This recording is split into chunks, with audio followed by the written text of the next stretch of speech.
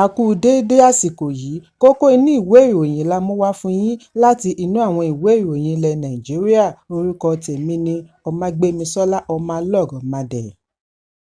Lánàá ni Ààrẹ Bọ́lá Tinubu gbóríyìn fún ìfarajìn tọkùnrin tóbìnrin òṣìṣẹ́ ológun tí wọ́n fi ẹ̀mí wọn lélẹ̀ tí wọ́n sì tún tẹ̀síwájú àti fi ẹ̀mí wọn lélẹ̀ fún ààbò ìlú nínú àfihàn tí wọ́n ṣe sórí ẹ̀rọ abánidọ́rẹ̀ẹ́ X láti fi sààmì ayẹyẹ ìrántí ológun Armed Forces Remembrance Day fún ọdún 2025 ni ààrẹ ti ní ẹ jẹ́ kí a jáwọ́ nínú ìwà fàákájà àti ìpínyà fún àlàáfíà àti ìlọsíwájú orílẹ̀-èdè, kí gbogbo wa jẹ́ aṣojú fún àlàáfíà.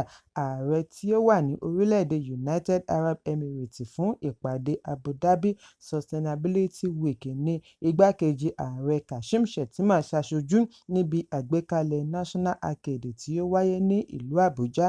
Ààrẹ ilé-ìgbìmọ̀ Godswill Akpabio, agbẹnusọ ilé-ìgbìmọ̀ aṣojú-ṣòfin Tajudeen Abbas tí igbákejì rẹ̀ Benjamin Kalu ṣaṣojú, adájọ́ àgbà orílẹ̀-èdè, adájọ́ Kudirat Kékeré-Ekun, àwọn mínísítà, olórí ológun pẹ̀lú àwọn mìíràn, gbogbo wọn ni wọ́n darapọ̀ mọ́ igbákejì ààrẹ láti bu ọlá fún àwọn akọni tí wọ́n ti ṣubú lójú ìjà Fallen Heroes ní ìlú Àbújá.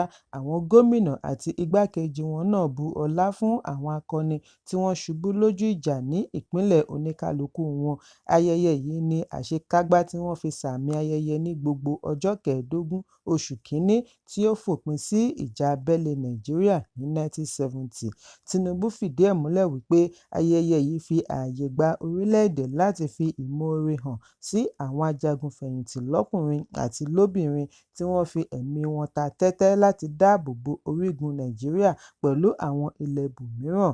Ààrẹ tẹ̀síwájú wípé orílẹ̀-èdè nílò àlàáfíà lọ́pọ̀lọpọ̀ pẹ̀lú àgbáyé náà lápapọ̀.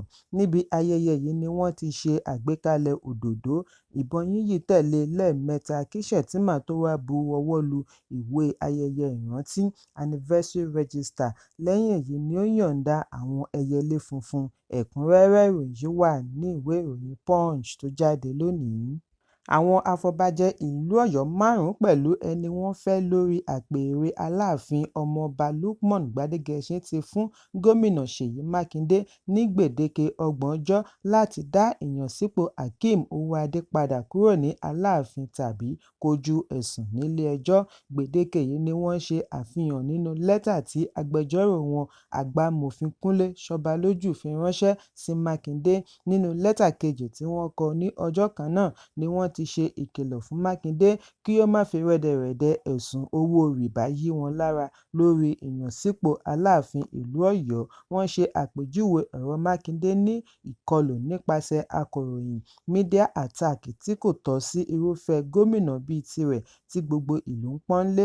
Wọ́n ṣe ìkìlọ̀ fún gómìnà kí ó má kọjá ààyè rẹ̀ pẹ̀lú ọ̀rọ̀ ìtàbùkù sí àwọn nítorí kò sí ohun tí ó lè ṣe tí kò ní dúró dè é lẹ́yìn tí ó bá kúrò ní ipò amúnitì. Àwọn afọbajẹ tínú ń bí yìí ni Báṣọ̀run ìlú Ọ̀yọ́ Olóyè àgbà Yusuf Ayọ̀ọ́lá, Lágùnná ti ìlú Ọ̀yọ́ Olóyè àgbà Wákíl Akíndélé, Akínnekú tìlú Ọ̀yọ́ Olóyè àgbà Hamzat Yusuf, Adelé Aṣípa Olóyè Wahab Oyètúnjí àti Adelé Alápinni Olóyè Gbádébò Mufútàù. Ọjọ́ Ẹtì tí ó kọjá ní Mákindé dárúkọ Owóadé tí ó fi ilẹ̀ Canada ṣebùgbé gẹ́gẹ́ bí Aláàfin tuntun. Ọjọ́ Ajé ni ó ṣe àgbékalẹ̀ ìwé ìyànsípò àti ọ̀pá àṣẹ fún un. Ìkéde Owóadé gẹ́gẹ́ bí Aláàfin tuntun wáyé ní ọjọ́ kejì tí Ṣọbalójú sọ nínú àtẹ̀jáde Ọjọ́bọ̀ wípé kí Mákindé bọ̀wọ̀ fún ẹ̀sùn tí ó wà nílé-ẹjọ́, kí ó má tíì dárúkọ ẹnikẹ́ni sí ipò Aláàfin yàtọ̀ sí Gbádégẹṣin tí àwọn afọbajẹ 5 ti kọ́kọ́ yàn. Níbi ayẹyẹ ráńpẹ́ tí ó wáyé ní ọjọ́ Ajé níbi àgbékalẹ̀ ọ̀pá àṣẹ ni Mákindé ti ṣe ẹ̀sùn wípé àwọn kọ̀ láti gba ẹni wọ́n kọ́kọ́ yàn nítorí ìyànsípò rẹ̀ kún fún ìwà ìbàjẹ́ àti owó ẹ̀yìn. Ṣùgbọ́n nínú lẹ́tà tí wọ́n fi ránṣẹ́ sí Mákindé ni wọ́n ti ṣe ìkìlọ̀ wípé kí ó gba ilé-ẹjọ́ lọ bí ó bá ní ẹ̀rí lórí ẹ̀sùn tí ó fi kàn wọ́n, yálà tí ó fi ń tipasẹ̀ oníròyìn kàn wọ́n lábùkù. Lẹ́tà náà ṣàlàyé wípé àwọn afọbajẹ kọ̀ròojú sí ìtàbùkù tí gómìnà ń ṣe fún àwọn Ìyọ̀mèsì. Àgbà amòfin Sanbàlójú tẹnumọ́ wípé ìyànsípò Owóadé kò tẹ̀lé ìlànà ìṣẹ̀ǹbáyé àti òfin. Ẹ̀kúnrẹ́rẹ́ ìròyìn yìí wà ní ìwé ìròyìn Punch tó jáde lónìí. Ìjọba àpapọ̀ ti fèsì sí ọ̀rọ̀ tí Emir Kano Muhammadu Sanusi kejì sọ bí ó ti ní òun kò ṣetán àti ṣe ìrànlọ́wọ́ fún ìṣèjọba ààrẹ Bọ́lá Tinubu lórí ìṣòro ọrọ̀ ajé orílẹ̀-èdè. Ìròyìn jábọ̀ wípé níbi ayẹyẹ kan tí ó wáyé ní ìpínlẹ̀ Èkó ni Emir ti pinnu láti má sọ̀rọ̀ lórí ojútùú sí ìṣòro tí òfin ìṣèjọba tó wà lóde dá sílẹ̀ fún ọrọ̀ ajé. Ṣùgbọ́n nínú àtẹ̀jáde òní Ọjọ́bọ̀ tí Mínísítà fún Ìròyìn àti Ìdánilẹ́kọ̀ọ́ Mohammed Idris buọwọ́ lù ní ìjọba àpapọ̀ tí Tinubu ń darí ti dá Sanusi lóhùn wípé àwọn kò nílò ìbuwọ́lù Sanusi lórí àwọn òfin tí wọ́n ṣe. Àtẹ̀jáde náà ṣàlàyé wípé bí ó tilẹ̀ jẹ́ wípé Sanusi gẹ́gẹ́ bí ọmọ orílẹ̀-èdè yòókù náà ní àǹfààní àti sọ ìpinnu wọn yálà láti gbóríyìn fún ìjọba tàbí bu ẹnu àtẹ́ lù ú, wọn kò ro irú rẹ̀ kan irúfẹ́ adarí bíi Sanusi tí ó wá láti ẹ̀ka tí ó ń ṣe àmójútó ìṣèjọba rere láti sọ irúfẹ́ gbólóhùn bẹ́ẹ̀ lẹ́nu lójútáyé nítorí ìmọtara rẹ̀ tàbí ohun tí ó rò lọ́kàn. Wọ́n ní ó pọn dandan láti mọ̀ wípé Nàìjíríà nílò ìgbésẹ̀ akin lórí òfin láti lè gbógun ti ìṣòro ọrọ̀ ajé. Ìṣèjọba tó wà lóde sì ti gbé ìgbésẹ̀ òfin tí ó fìdí múlẹ̀. Kì í ṣe wípé ó rọrùn ṣùgbọ́n nítorí ó ṣe pàtàkì fún ìdàgbàsókè gẹ́gẹ́ bí Emir Sanusi ṣe máa ń sọ ní gbogbo ìgbà. Ìṣòro tí orílẹ̀-èdè ń kojú báyìí fún ìgbà díẹ̀ ni nítorí Sanusi fúnra rẹ̀ náà ti sọ tẹ́lẹ̀ wípé ó ṣe pàtàkì lẹ́yìn ọ̀pọ̀lọpọ̀ ọdún tí wọ́n ti ń ṣe àjàǹbàkù iṣẹ́ pẹ̀lú ọrọ̀ ajé. Gbogbo àtúpalẹ̀ òfin yìí ló sì ti ń so èso rere. Pàṣípààrọ̀ owó ilẹ̀ òkèèrè ti fún àwọn olùdásílẹ̀ ilé-iṣẹ́ ní ìgboyà tí ó sì ti ṣe àlékún àfipamọ́ owó ilẹ̀ òkèèrè orílẹ̀-èdè foreign reserves. Àyọkúrò ìrànwọ́ epo tí ó ti ṣe àlékún owó tó ń wọlé fún ìjọba fún àwọn iṣẹ́ àkànṣe tí yóò ṣe ará ìlú láǹfààní bíi ohun amáyédẹrùn, ètò ẹ̀kọ́, ètò ìlera àti bẹ́ẹ̀ bẹ́ẹ̀ lọ. Láfikún, orílẹ̀-èdè ti ṣe àdínkù gbèsè tí wọ́n ń san fún àǹfààní ọjọ́ iwájú.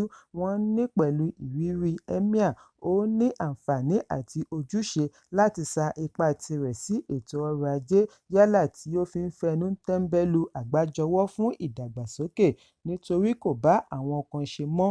Wọ́n wá rọ Emir kí ó gbé ti ìkùnsínú tàbí tẹ̀mbẹ̀lẹ̀kun sẹ́gbẹ̀ẹ́ kí ó mú ìlọsíwájú orílẹ̀-èdè lọ́kùnkúndùn nítorí àtúnṣe orílẹ̀-èdè nílò ìfọwọ́sowọ́pọ̀ àwọn tí ọ̀rọ̀ kàn. Bí wọ́n ti rọ àwọn ènìyàn pàtàkì lórílẹ̀-èdè kí wọ́n yẹra kúrò nínú àtúnwí asán, gbájúmọ́ ìgbésẹ̀ tí yóò ṣe orílẹ̀-èdè láǹfààní. Ẹ̀kúnrẹ́rẹ́ ìròyìn yìí wà ní ìwé ìròyìn Nigerian Tribune tó jáde lónìí.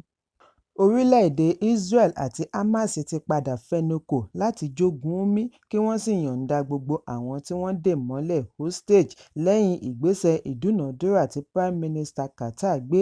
Ṣùgbọ́n ọ́fíìsì Prime Minister Israel fìdí ẹ̀ múlẹ̀ wípé ọ̀pọ̀lọpọ̀ ẹ̀sùn ni ó wà nílẹ̀ tí wọn kò tíì yanjú, bí ó ti fi ìrètí rẹ̀ hàn wípé gbogbo ìdúnàádúrà yìí yóò yanjú títí alẹ́ Ọjọ́bọ̀.